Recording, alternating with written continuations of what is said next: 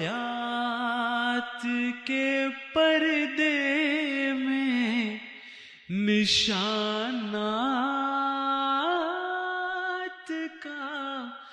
مخزن، قرآن کا ہر حرف کرامات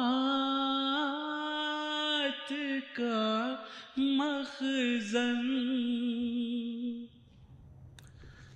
اعوذ باللہ من الشیطان الرجیم،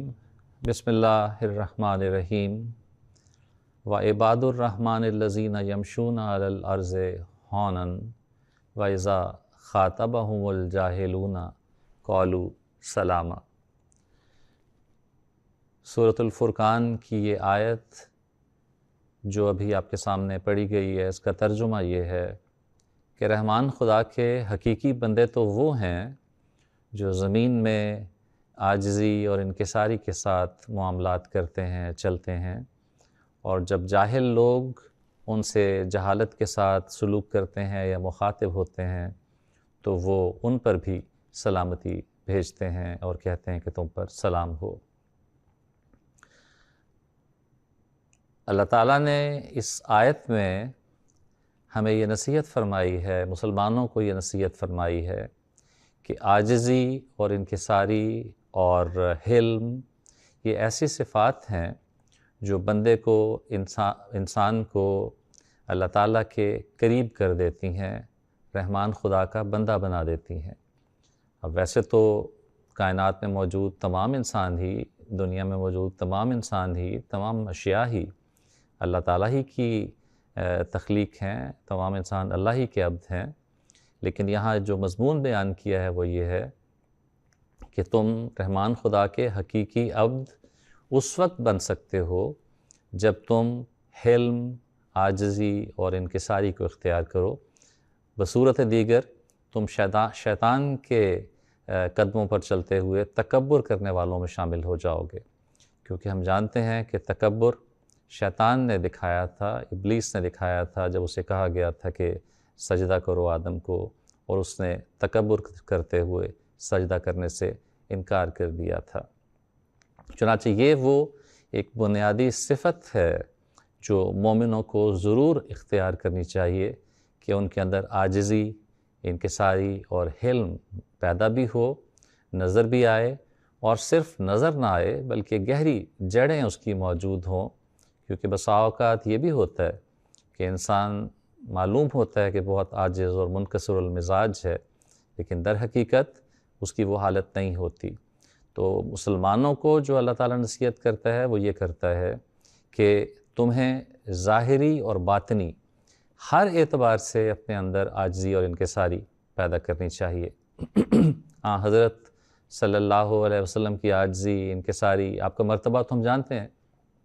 آپ کا مرتبہ تو بہت ہی بلند ہے اللہ تعالیٰ کے فضل سے، آپ سید ولد آدم ہیں، کائنات کے بہترین انسان ہیں، خاتم النبیین ہیں، لیکن آپ کی عاجزی اور انکساری کا یہ حال تھا کہ جب حضرت صلی اللہ علیہ وسلم مکہ سے حضرت ابوبکر صدیق رضی اللہ تعالیٰ عنہ کے ہمراہ ہجرت کر کے مدینہ پہنچے اور قباء کے مقام پر آپ نے پہلا پڑاؤ ڈالا، تو وہاں پر ظاہر ہے اہل مدینہ آپ سے ملنے کے لیے، آپ کے استقبال کے لیے وہاں پہنچے اور وہاں آئے۔ تو بہت سے لوگ ایسے تھے، کچھ تو وہ تھے جو آپ کی بیعت کر چکے تھے بیعت عقبہ اولیٰ ثانیہ میں، لیکن بہت سے لوگ ایسے بھی تھے جو حضرت صلی اللہ علیہ وسلم کو آپ کے چہرے سے، چہرہ مبارک سے نہیں پہچانتے تھے، تو بعض ان میں سے آنے والوں میں سے غلطی کھا جاتے تھے اور حضرت ابوبکر صدیق سے سلام کرنے یا مصافحہ کرنے کی طرف آگے ہاتھ بڑھا دیتے تھے۔ حضرت ابوبکر صدیق رضی اللہ تعالیٰ عنہ نے جب یہ محسوس کیا تو آپ نے بھی کمال حکمت کے ساتھ، بہت ہی ذہانت کے ساتھ آپ نے اس کو یوں ٹھیک کیا، اس حرکت کو، کہ آپ نے جو اپنی چادر تھی وہ حضرت صلی اللہ علیہ وسلم کے سر پر سایہ کرنے کے لیے پکڑ کر آپ کھڑے ہو گئے، جس سے آنے والوں کو یہ پتہ چل گیا کہ حضرت صلی اللہ علیہ وسلم وہ ہیں جو سائے کے نیچے موجود ہیں، اور حضرت ابوبکر صدیق رضی اللہ تعالیٰ عنہ آپ کے صحابی ہیں، آپ کے خادم ہیں۔ حضرت صلی اللہ علیہ وسلم کے بارے میں یہ جو واقعہ ملتا ہے، اس سے ہمیں یہ معلوم ہوتا ہے، بڑی وضاحت کے ساتھ پتہ چلتا ہے کہ حضرت صلی اللہ علیہ وسلم کوئی امتیازی شان اپنے اندر اختیار کرنا پسند ہی نہیں فرماتے تھے. ویسے ہی کپڑے، ویسا ہی اوڑھنا بچھونا پسند کرتے تھے جیسا آپ کے صحابہ، آپ کے ساتھ چلنے والے اختیار کرتے تھے.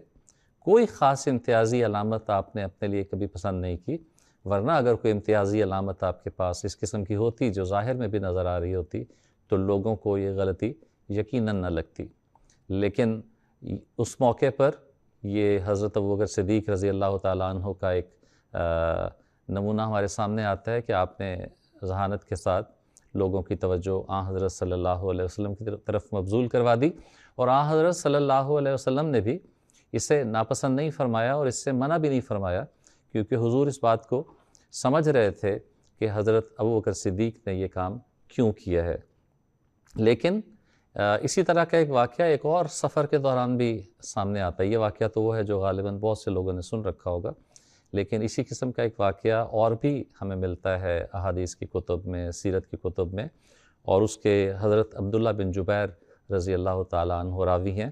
وہ کہتے ہیں کہ ایک سفر میں ہم حضرت صلی اللہ علیہ وسلم کے ساتھ تھے، صحابہ بھی موجود تھے، تو دھوپ کی کچھ شدت تھی جس سے تکلیف محسوس ہو رہی تھی. کسی صحابی نے محبت کی وجہ سے کیا، لازمی طور پر یقیناً محبت کی وجہ سے ادب کے طور پر حضرت صلی اللہ علیہ وسلم کے اوپر سایہ کر دیا اپنی چادر کے ذریعے سے. حضرت صلی اللہ علیہ وسلم نے اس امتیازی علامت کو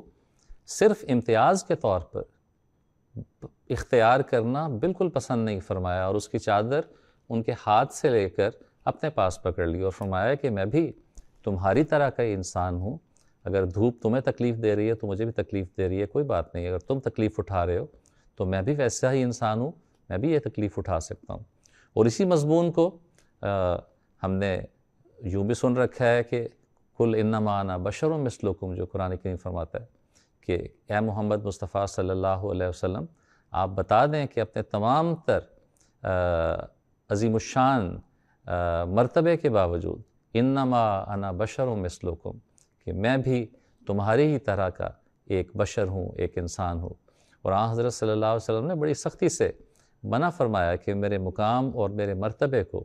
کبھی بھی بڑھا چڑھا کر پیش نہ کیا کرو، کیونکہ پچھلی قوموں نے بھی یہ غلطی کی تھی کہ انہوں نے اپنے انبیاء کو، مامورین کو جو اللہ تعالیٰ کا پیغام لے کر آئے تھے، انہیں غیر ضروری طور پر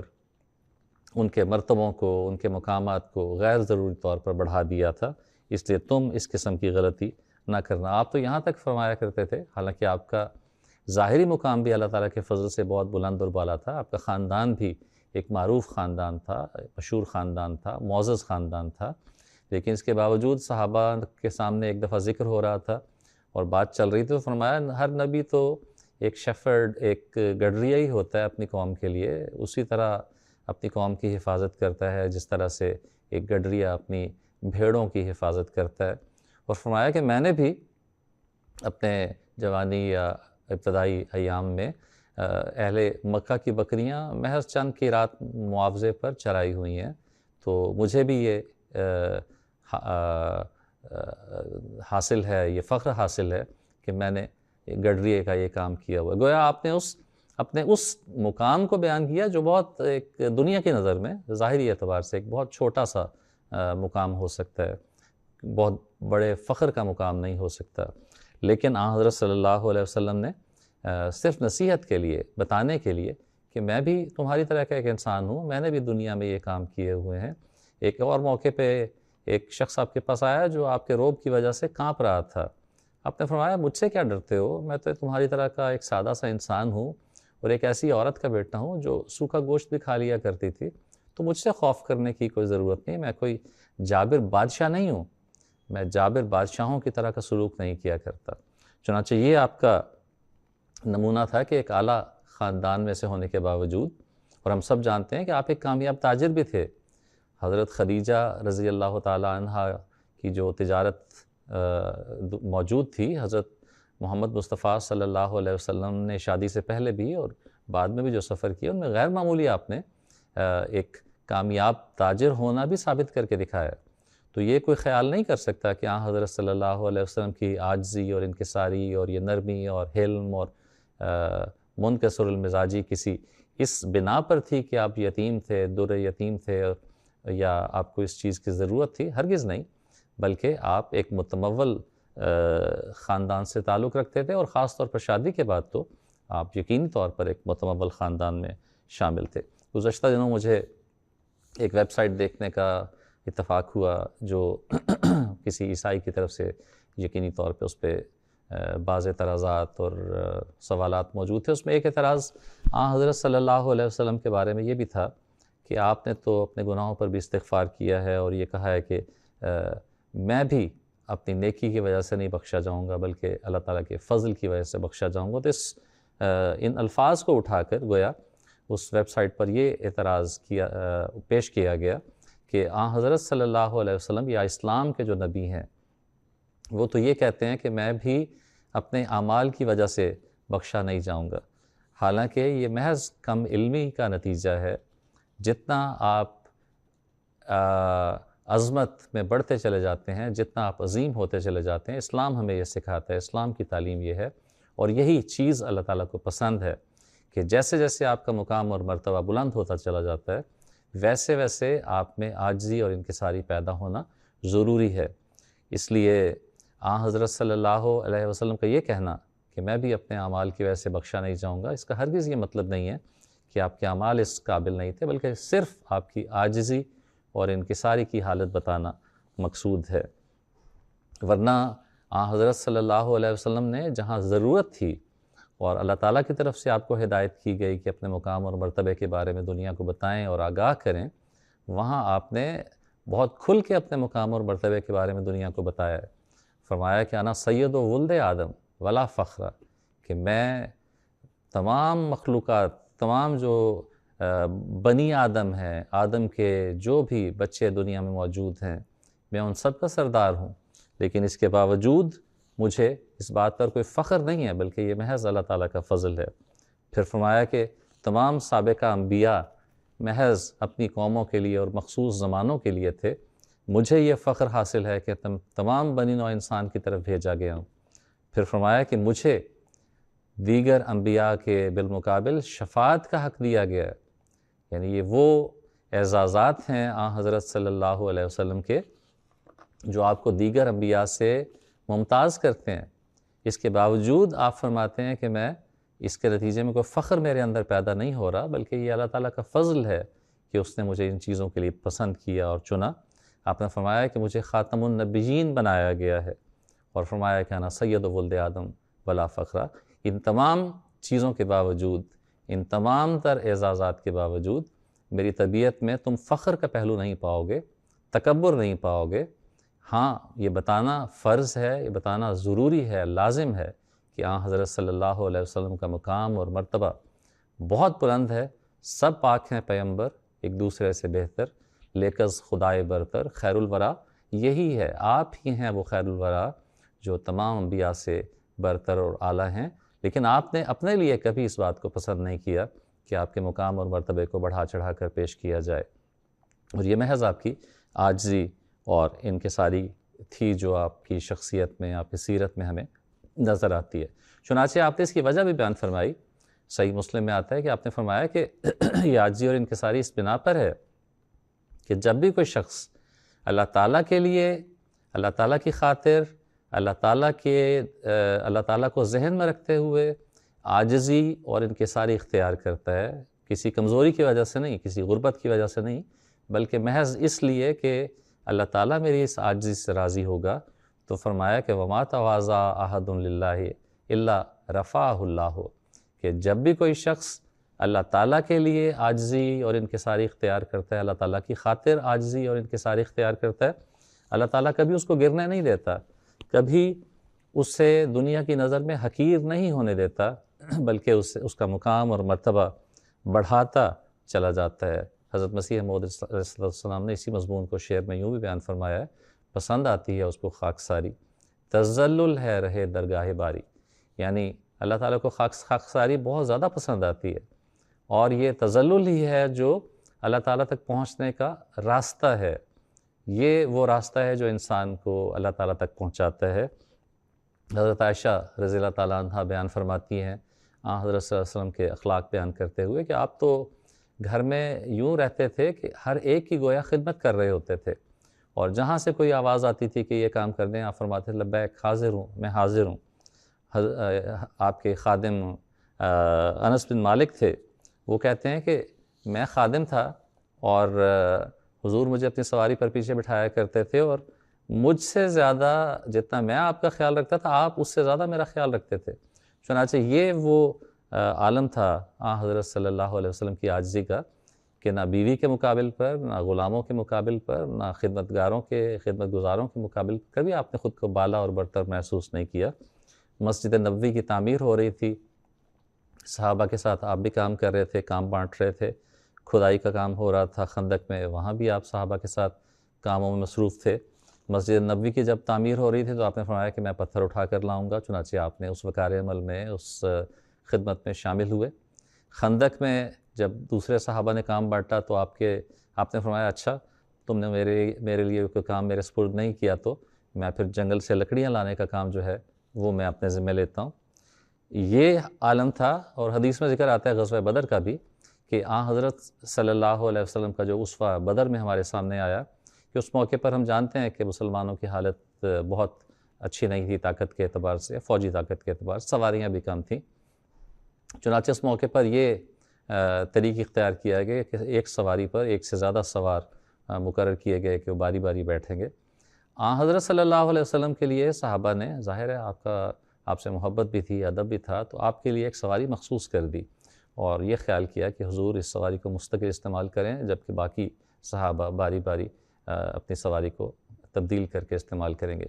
حضرت صلی اللہ علیہ وسلم نے اس بات کو پسند نہیں فرمایا کہ نہیں،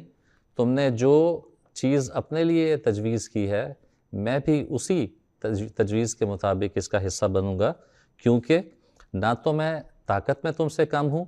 اور نہ ہی اللہ تعالیٰ سے اجر کی طلب میں تم سے کم ہوں. جتنا تم اللہ تعالیٰ سے ثواب کی طلب رکھتے ہو مجھے بھی اللہ تعالیٰ سے اتنا ہی ثواب لینا ہے، اس لیے میں بھی اسی طرح سے اس غزوے میں شامل ہوں گا اور اسی طرح سے جس طرح سے تم شامل ہو رہے تکلیف اٹھا کر اسی طرح سے میں بھی اس میں شامل ہوں گا. تو یہ حضرت صلی اللہ علیہ وسلم کا نمونہ تھا اور ہے جو سیرت کی کتابوں میں بھی موجود ہے، آپ کی ذات میں ہمیں نظر آتا ہے، جس کا قرآن کریم بھی ذکر کرتا ہے کہ آپ نے کبھی بھی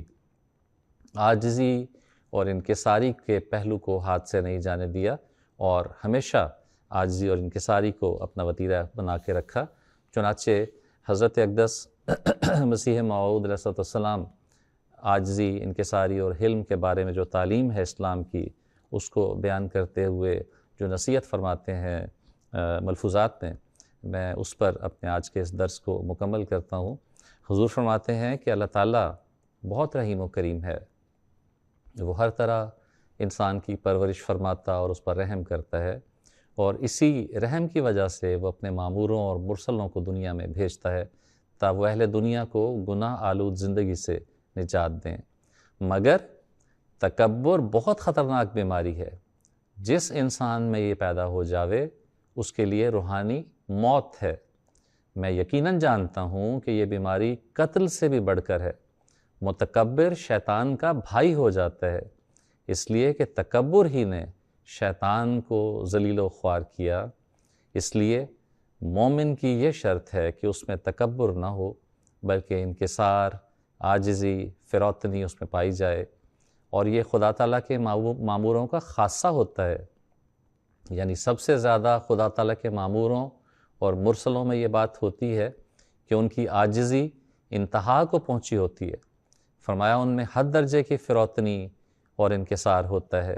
اور سب سے بڑھ کر حضرت صلی اللہ علیہ وسلم میں یہ وصف تھا. آپ کے ایک خادم سے پوچھا گیا کہ تیرے ساتھ آپ کا کیا معاملہ ہے، یعنی آپ کیسا سلوک کرتے ہیں؟ تو اس نے کہا کہ سچ تو یہ ہے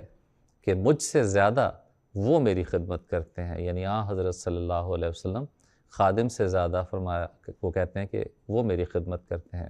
اللہم صلی علی محمد و آل محمد وبارک وسلم انکا حمید مجید۔ اللہ تعالی ہمیں حضرت صلی اللہ علیہ وسلم کے اس اسوے پر اور قرآن کریم کی ان تعلیمات پر کما حق ہو عمل کرنے کی توفیق عطا فرمائے، اور ہمیں ان لوگوں میں شامل فرمائے جو عباد الرحمن بنتے ہیں، جو اللہ تعالیٰ کے رحمان خدا کے بندے بنتے ہیں اور عاجزی اور انکساری کے ساتھ دنیا میں اپنا وقت گزارتے ہیں۔ وآخر دعوانا ان الحمد للہ رب العالمین۔